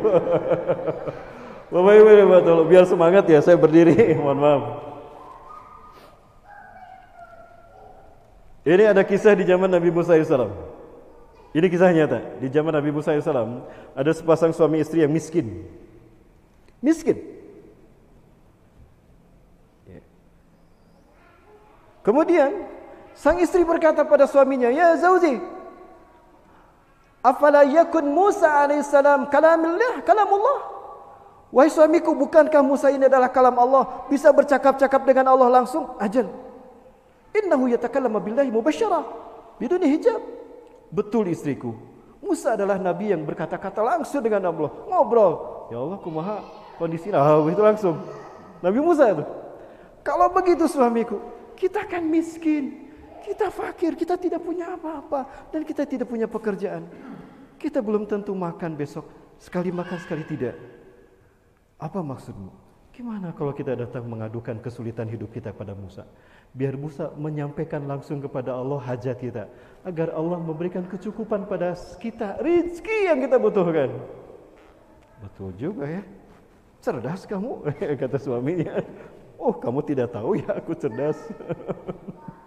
Datang suami istri kepada Nabi Musa AS mengeluhkan apa yang mereka alami, miskin, fakir, papa, dan yakin dengan apa yang terjadi dengan Nabi Musa AS berkaitan dengan Allah. Nabi Musa awalnya berat, tapi karena didesak oleh dua suami istri ini, sepasang suami istri ini, akhirnya Nabi Musa mengabulkan. Lalu Nabi Musa pergi menghadap Allah, berdoa langsung kepada Allah, dan Allah mengabulkan bahwa Allah akan memberikan karunia rizki yang berlimpah, membuat mereka kaya raya, paling kaya saat itu. Tapi Allah batasi, waktunya hanya berlaku 1 tahun. Jadi ada syarat dan ketentuan berlaku atas pengabulan doa itu. Hanya 1 tahun. Disampaikan kepada suami istri tadi, Allah mengabulkan permintaan kalian. Alhamdulillah. Terima kasih ya Allah. Terima kasih wahai Nabiullah Musa AS. Tapi tunggu. Kalian kaya cuma 1 tahun. Setelah itu kalian balik lagi miskin seperti semula. Kira-kira gimana? Senang tidak mereka? Jamaah, senang tidak mereka? Karena cuma 1 tahun, setelah itu mereka miskin lagi, miskin. Jadi apapun yang mereka lakukan dengan kekayaan mereka tidak akan merubah ketentuan di tahun berikutnya. Mereka akan miskin kembali. Senang tidak mereka? Tidak. Senang Bapak Ibu. Senang mereka. Suamiku, walaupun cuma 1 tahun, kata istrinya, kita manfaatkan harta yang kita punya. Apa yang harus kita lakukan? Kita berikan makanan mereka yang tidak punya makanan. Banyak mereka yang kesusahan seperti kita, kita kasih makan mereka. Kita buka tempat-tempat yang butuh untuk para musafir. Kita muliakan para musafir. Kita berikan donasi kepada mereka yang fakir, miskin, papa, anak yatim dan duafa. Kita biayai mereka. Bahkan kita bangun tempat-tempat ibadah. Maka mereka dibikin sibuk dengan donasi seperti itu, dengan amal soleh seperti itu. Memberi makan orang yang miskin, fakir, mengasuh, memberikan, menyelamatkan anak-anak yatim dan duafa, serta memberikan kebutuhan, menyediakan fasilitas gratis bagi para musafir dan membangun tempat-tempat ibadah. Sibuk mereka, saking sibuknya waktu berjalan lebih dari 1 tahun. Sudah berlebih waktu berjalan 1 tahun lebih, tapi mereka tidak berubah. Mereka tidak jatuh miskin. Padahal sudah lewat 1 tahun. Mereka masih kaya. Nabi Musa menghitung hari. Nah, itu nggak 1 tahun tapi itu robah-robah itu. Loh kok mereka masih kaya? Ini udah setahun 3 bulan. Nabi Musa pergi menghadap Allah. Ya Rabb, qad madat min haddati sa'ah minka ilaihi ma ya Rabb. Lakin la yataghayyar qawluh. Ya Allah, sudah lewat 1 tahun lebih ini, kok hidup mereka tidak berganti, kembali miskin? Kenapa mereka tidak kembali miskin? Allahu Akbar. Bayangkan, sedekah merubah takdir dan ketetapan Allah. Jamaah, Allah yang melakukan itu di zaman Nabi Musa adalah Allah yang kita sembah hari ini. Betul? Apakah kisah ini hanya terjadi di zaman Nabi Musa dan tidak menutup kemungkinan terjadi di zaman sekarang? Tidak. Allah kita masih sama dengan Allah Nabi Musa. Betul? Artinya peluang seperti itu masih bisa terjadi. Apa modalnya? Iman. Yakin. Jamaah. Nabi Musa bertanya kepada Allah, ya Allah, kok bisa? Udah lebih 1 tahun, kok mereka masih kaya raya? Mereka pun lupa kalau mereka sudah melewati 1 tahun. Musa, mereka membuka 1 pintu rizki. Cuma 1 pintu rizki yang mereka minta. Tapi apa yang mereka lakukan? Membuka pintu rizki yang lain. 1 tahun untuk pintu rizki itu. Tapi dengan sedekah yang mereka lakukan, terbuka pintu rizki dari sisi yang lain. Jamaah, buktinya kan, Mungzalan dulunya kecil, hanya ide dari seorang. Sekarang terbukti tidak Bapak sekalian? Dari 1 orang, sekarang sudah bertahan berapa tahun? Dan kita tidak tahu bertahan sampai kapan. Inilah the miracle of sedekah. Dan ini terjadi di akhir zaman. Ini bukti Allah masih memberlakukan 1 hukum yang tidak berubah. Sunnatullah, kausalitas, sebab dan akibat. Ketika kita menebar kebaikan, kebaikan itu akan kembali kepada kita. Aduh, masih banyak cerita yang lain, tapi gimana ini waktunya? Bapak sekalian rahmati Allah, sebelum saya lanjut, yakin tidak kepada Allah jika kita berdonasi bersedekah bahkan di masa sulit? Sekali lagi, sedekah yang terbaik adalah di masa sulit. Kisah nyata, seorang kontraktor yang terkenal, dia bekerja di retail, properti. Dia seorang developer, kontraktor juga. Maksud saya, dia mengerjakan banyak proyek. Suatu hari, ini kisah nyata, dia sibuk dengan 1 proyek. Allah menguji istri dan anaknya. Anaknya sakit panas sampai hampir 40 derajat. Dan sudah step. Dibawa ke rumah sakit ini, rumah sakit ini, rumah sakit. Tidak sembuh juga. Dibawa ke dokter-dokter yang ada, tidak sembuh juga. Bingung sang istri, telepon sang suami yang sedang sibuk di pekerjaannya. Wahai suamiku, Abi, kenapa anak kita kok sepanasnya nggak turun-turun? Tidak ada dokter yang bisa mengobati dan mereka angkat tangan. Rumah sakit pun sudah tidak bisa lagi menolong anak kita. Bagaimana Abi? Apa yang harus kita lakukan? Bingung sang suami. Gak mungkin dia meninggalkan proyek untuk pulang ikut mengobati anaknya. Dia teleponlah sang ustadz, gurunya, murabinya. Apa jawaban sang murabi ketika kesulitan melanda jamaahnya? Simple. Besok pagi kamu sedekah. Ketika kamu berangkat kerja, sedekah. Jangan kau hitung berapa banyak uang yang kau keluarkan, dan jangan kau pamrih kepada siapa. Dan jangan kau hitung, ikhlas karena Allah. Jangan dipikirkan setelah itu, serahkan pada Allah. Lalu konsentrasi kerja setelah sampai di pekerjaan. Baik Ustaz, terima kasih Ustaz. Yakin gak kamu? Yakin Ustaz? Yakin, saya yakin, insya Allah. Apa yang terjadi? Besok dia kerja, dia siapkan uang. Sepanjang jalan dia berhenti. Bu, sedekah dari saya, tolong doakan kebaikan untuk saya Bu ya. Makasih Bu, Assalamualaikum. Tiap perbuatan begitu. Ada yang dipakai lagi. Sampai uang itu habis, sampai dia tempat kerjaan. Mulai dia sibuk dengan pekerjaan. Selesai dia, alhamdulillah hari ini selesai kerja. Sesuatu yang paling berat terjadi hari ini sudah selesai. Alhamdulillah, terima kasih ya Allah. Lalu dia minum kopi. Selesai minum kopi, istrinya telepon, Abi, alhamdulillah anak kita sembuh.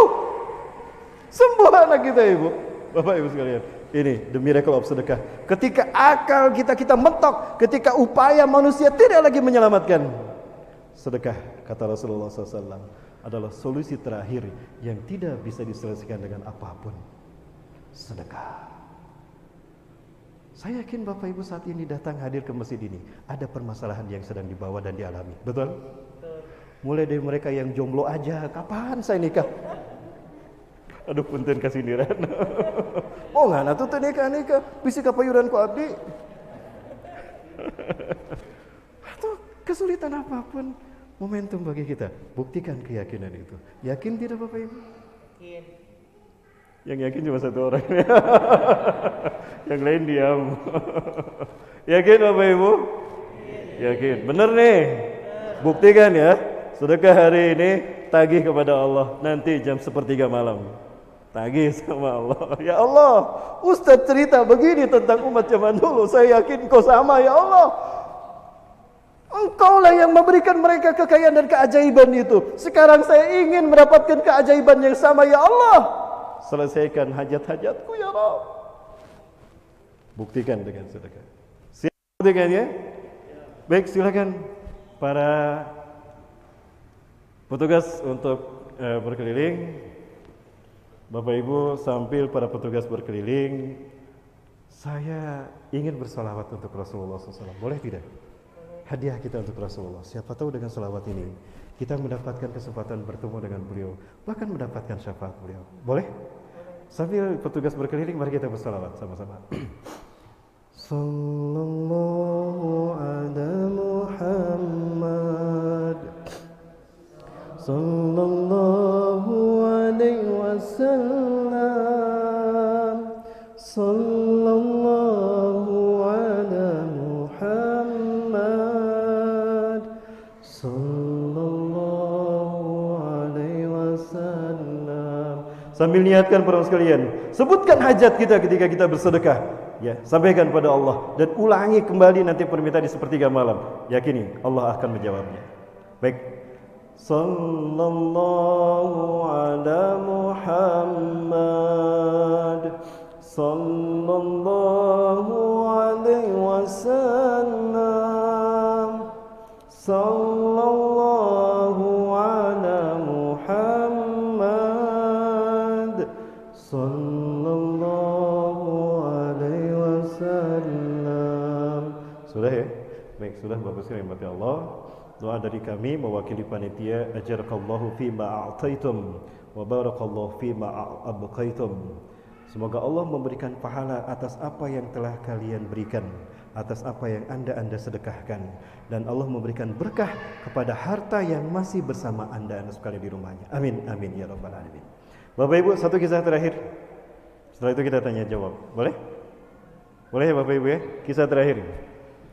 Sedekah bisa menyempurnakan amaliyah yang belum sempat ditunaikan. Keajaiban sedekah. Ada ibadah baru niat, tapi Allah catat ibadahnya sukses padahal belum dilakukan karena diganti dengan sedekah. Inilah hebatnya sedekah. Apa itu? Kisah seorang tukang sol sepatu. Ini kisah nyata. Syekh Al-Mubarak cerita. Syekh Al-Mubarak adalah syekh yang terkenal pada zamannya. Suatu kali ketika beliau ibadah haji, selesai ibadah haji bersama para jamaah dan jamaah hajinya, umatnya, jamaah kajiannya, beliau kembali ke Mesir. Kalau tidak salah saya Mubarak ini tinggal di Mesir. Di malam pertama beliau mimpi di rumahnya, malaikat turun, 2 malaikat turun. Malaikat yang pertama mengatakan, ini dalam mimpi beliau. Dan mimpi orang mulia pasti dijawab Allah. Bisa menjadi pertanda baik dan bisa jadi benar. Malaikat yang disampingkan mengatakan, luar biasa. Ta'ajabtu bil hajj hadis sanah. Aku kagum, menakjubkan sekali dengan ibadah haji tahun ini. Malaikat kedua mengatakan, biasa saja ibadah haji tahun ini. Apa hebatnya? Apakah jumlahnya paling banyak? Bukan. Lalu kenapa itu kok menakjubkan kamu? Aku tidak melihat yang istimewa pada jemaah haji tahun ini. Seperti biasa seperti tahun kemarin. Enggak, tahun ini ajaib. Ada mereka yang dahsyat Allah terima dengan pahala dahsyat dari mereka yang beribadah haji tahun ini. Zaman dulu juga saya ada, tahun kemarin juga. Ini beda. Loh, emang kenapa? Dari semua mereka yang beribadah haji tahun ini, cuma satu yang mencapai derajat mabrur dengan kualitas mumtaz, luar biasa. Cuma satu orang. Betul. Oh gitu ya. Siapa dia? Tuh kan, kamu penasaran? Dan anehnya lagi, orang ini hajinya diterima, tapi dia sedikit pun tidak meninggalkan rumahnya sampai ibadah haji selesai. Artinya, dia tidak menginjakkan kakinya untuk melaksanakan ibadah haji ini. Loh kok bisa? Tuh kan, kamu penasaran? Man huwa? Siapa dia? Disebutkan oleh malaikat ini detail. Namanya Fulan bin Fulan, pekerjaan tukang sol sepatu. Setiap hari dia mengumpulkan sebagian untuk ongkos ibadah hajinya bersama istrinya. Tapi apa yang terjadi? Yang ketiga, istrinya sedang hamil, muda. Kemudian istrinya ngidam, mencium bau wangi masakan dari tetangganya. Kang, sungit naon ya? Baru nama itu soto Madura gitu naon ya? Kang meni lezat kieu Kang cing pangjungkeun Kang kata tanggi. Sakedik saeno kitu naon ieu si Ujang ieu dina patuangan. Janin kita kayaknya menginginkannya. Kang punten Kang, walaupun harus dibeli Kang. Baik istriku, dicarilah. Ternyata 5 rumah dari situlah orang yang memasaknya sehingga masakan itu sampai ke rumahnya. Diketuk pintu rumah orang tadi. Dan ketika dipetuk seorang ibu parubaya membukanya dan menjawabnya. Ibu muda membukanya dan ditanya. Waalaikumsalam warahmatullahi wabarakatuh. Siapa Anda Fulan? Ibu tidak kenal saya tetangga ibu di sebelah sana. Oh, di sebelah mana Pak rumahnya? 5 rumah dari ibu. Bu, ibu lagi masak ya? Ditanya, ibu lagi masak? Iya, saya lagi masak. Kenapa gitu Pak? Ibu, masakan yang ibu masak itu asapnya sampai tercium oleh istri saya. Istri saya sedang hamil muda Bu. Boleh tidak Bu mencicip sedikit?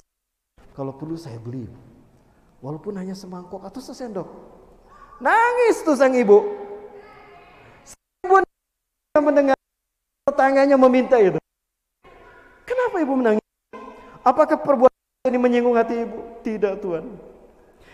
Innaha halalun alaikum wa haramun alaikum wa halalun lana. Makanan ini halal untuk kami tapi haram untuk Tuhan dan istri Tuhan. Loh, kenapa Bu? Nangis lagi. Lama nangis tuh.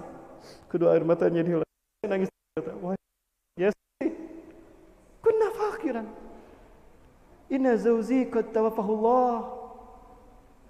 Ya, qabla sanawat. Wahai Tuanku, saya ini janda. Suami saya sudah lama meninggal dunia. Dan saya punya anak-anak tuh lihat Tuhan. Mereka sudah 3 hari 3 malam tidak makan.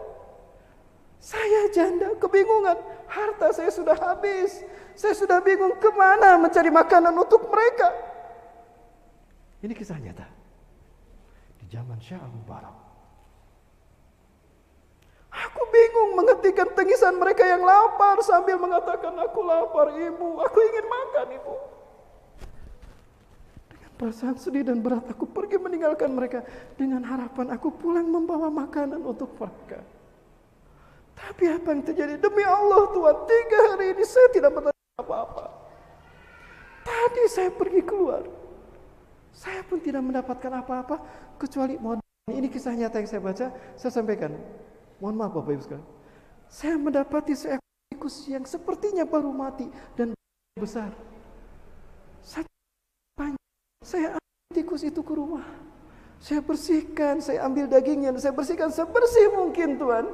Dan saya masak selezat mungkin. Lalu saya kipas-kipasin agar anak-anak saya mencium bau harum masakan ini. Ketika anak saya yang paling besar itu mengatakan, Ibu, hal takhalasti. Apakah kau telah selesai ibu? Masakannya sudah selesai. Sebentar lagi anakku, tidur dulu saja. Sampai mereka tertidur. Karena saya berharap anakku memakan bangkai ini Tuhan. Tapi apa mau dikata? Halal bagi kami, tapi haram bagi anda. Ad-daruratu tunbihul mahzurat. Kondisi darurat membolehkan hal yang dilarang Allah. Nangis tuh si tukang sol sepatu ini. Allahu Akbar. Ibu maafkan saya. Saya tidak tahu kalau saya punya tetangga seperti ibu. Kenapa ibu tidak cerita sama saya? Astagfirullah minallah. Wa astagfirullah minan nas.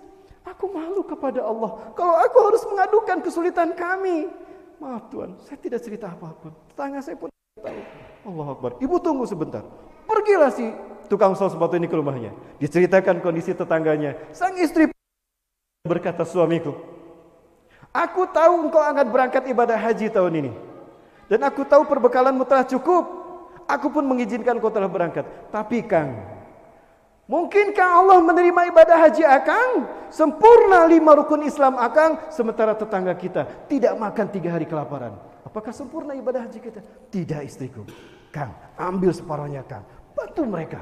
Saya ridho walaupun Akang tidak jadi ibadah haji. Betul istriku, aku memutuskan itu.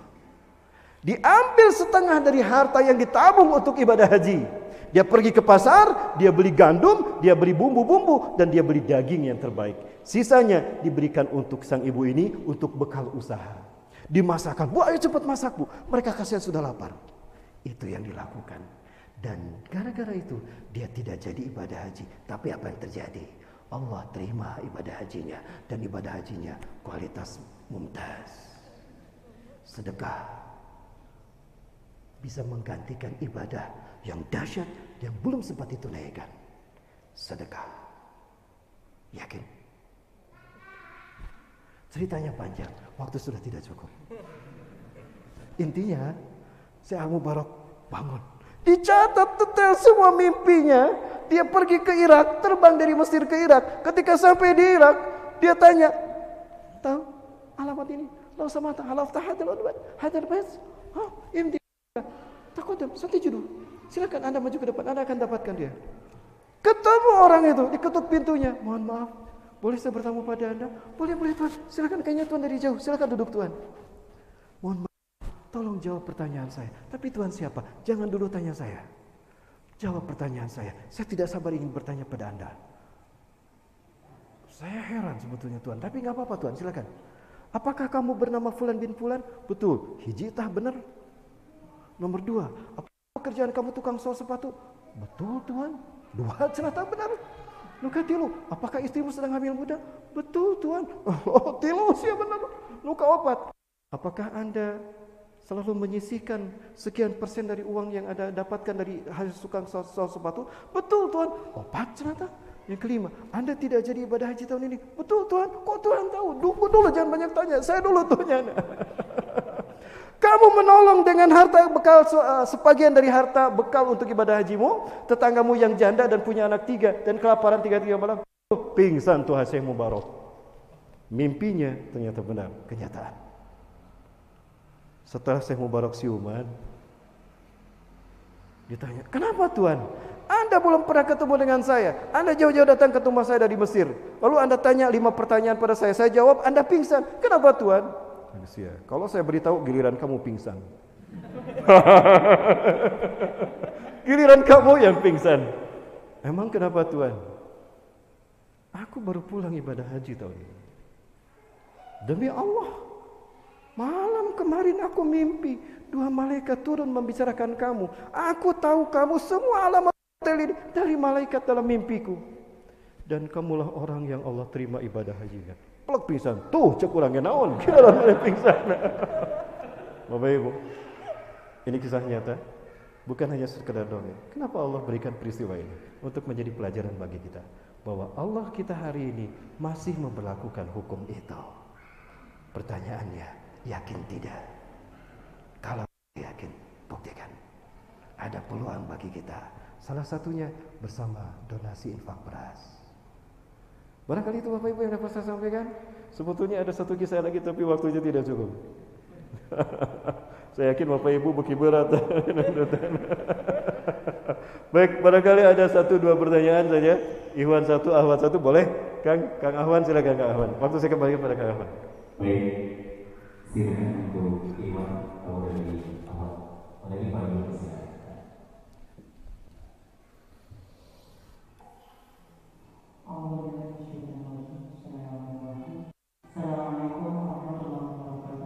Assalamualaikum warahmatullahi wabarakatuh.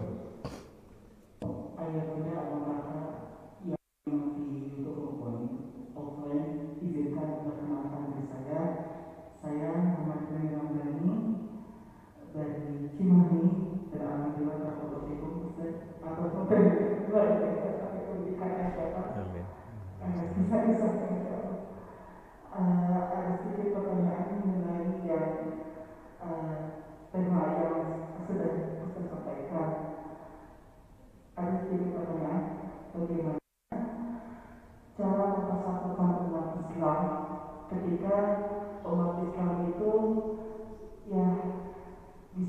melihat kondisi saat ini masih banyak sekali berita-berita maupun isu-isu yang istilahnya itu akan memecah belahkan agama ini. Ya mungkin dari salah satu contohnya ada seorang ustaz memperkosa 10 orang santri. Karena anak saya tak tega itu, bagaimana sih nasib pendidikan Islam ketika saya melihat seorang ustaz, seorang kiai memperkosa 10 orang santri lagi.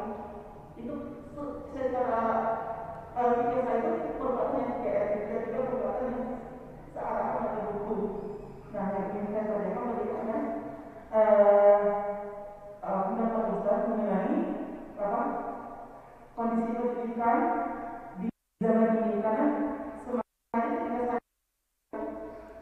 saya rasa takut saya gitu, Ustaz memperkosa beberapa orang santri, lalu bagaimana langkah-langkahnya seperti itu.